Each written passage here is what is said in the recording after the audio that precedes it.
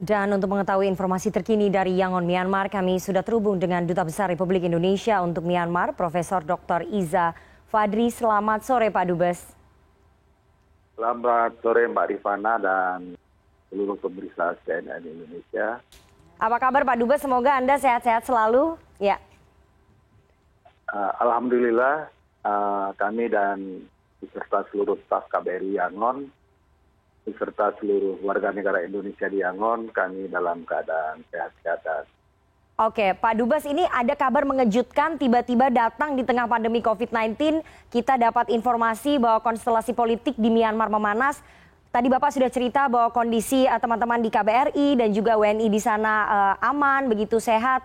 Tapi sebetulnya Pak, kondisi real di lapangannya mungkin Bapak bisa cerita Pak, di Yangon, kemudian Naypyidaw dan di kota-kota Myanmar lainnya seperti apa Pak Dubes? Untuk kondisi di kota Yangon, ini masih berjalan normal, di mana masyarakat masih beraktivitas tadi pagi sampai siang saat seluruh jaringan internet dan telepon dimatikan. Kemudian sore ini jalan terlihat lengang karena memang tidak banyak yang dilakukan.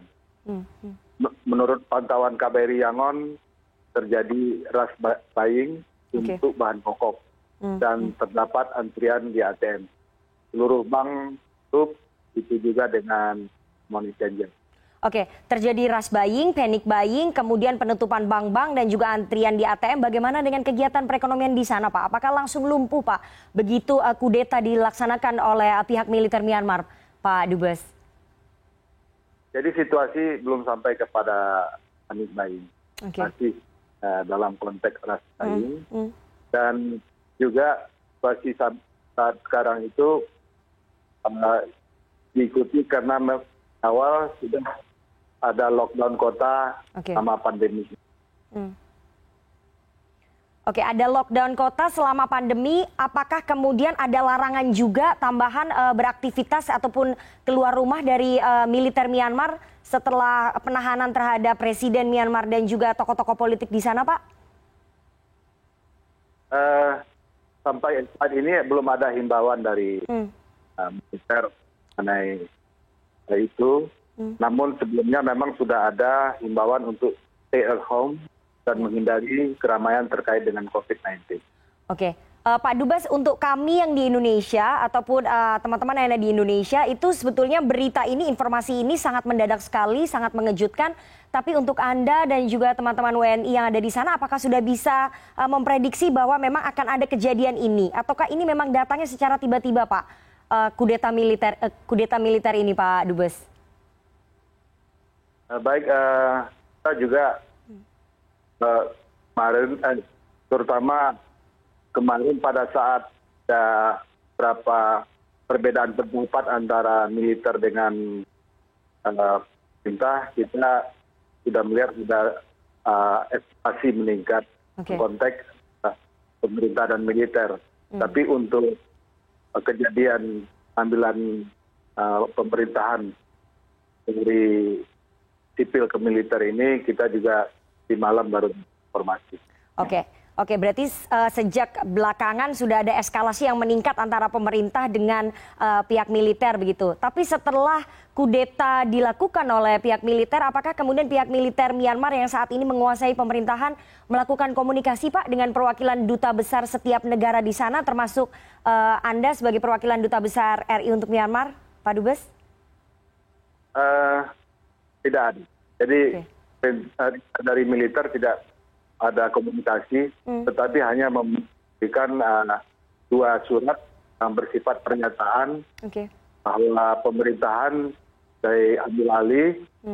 Sekarang wakil presiden 1 bertindak sebagai presiden dan acting presiden, memberikan pada panglima militer untuk mengendalikan legislatif, yudikatif dan eksekutif. Oke, apakah kemudian meskipun tidak ada komunikasi tapi ada surat tadi yang Bapak sampaikan dan Wakil Presiden menjadi acting presiden saat ini, apakah ini akan mempengaruhi hubungan diplomatik antara Indonesia dan juga Myanmar ataupun Myanmar dengan negara-negara lainnya, Pak? Ya, kita belum tahu sejauh mana. Tetapi dengan adanya pernyataan itu kita mencoba untuk melakukan langkah sesuai dengan kapasitas KBRI Yangon bahwa kita adalah Myanmar adalah negara yang sudah lama. Oke, Pak Dubes, tadi Anda sudah sampaikan kondisi teman-teman WNI di sana dan juga teman-teman di KBRI sehat. Tapi sudah ada arahan resmi mungkin yang Bapak keluarkan kepada WNI yang tinggal di sana, Pak, agar waspada begitu? Ya, saat ini masih dalam keadaan aman. Kemudian KBRI Yangon telah memberikan himbauan. Jadi kami sudah langkah-langkah memberikan himbauan melalui surat, melalui Caraka atau dari staf kita ke titik-titik poin dari warga negara kita yang ada di Myanmar, termasuk dengan Ketua Punan Indonesia Myanmar, kita sampaikan supaya mereka tetap waspada. Oke, terakhir Pak, arahan dari Kemenlu seperti apa? Apakah sudah ada pembicaraan ataupun rencana pertimbangan dari Kemenlu jika situasinya semakin tidak kondusif, Pak, di sana? Apakah ada rencana untuk memulangkan WNI? Ya, saat ini kami telah menyusun contingency plan. Oke. Dan tetap akan memonitor dan bertindak sesuai dengan dinamika di lapangan dan koordinasi dengan pusat. Oke, ada batas waktu, Pak, untuk bisa menjalankan contingency plan ini sampai nanti akhirnya benar-benar dilakukan? Ya, kita monitor situasi di lapangan seperti apa, dan sampai saat ini kita masih melihat perkembangannya. Oke, kita lihat nanti perkembangannya dan kita doakan di sini di tanah air bahwa situasi di Myanmar cepat membaik begitu ya, dan semua kondisi dari WNI dan juga teman-teman di KBRI juga sehat-sehat saja, apalagi ini di tengah pandemi COVID-19. Terima kasih sekali Duta Besar Republik Indonesia untuk Myanmar, Profesor Dr. Iza Fadri, atas waktunya kepada CNN Indonesia Newsroom sore hari ini.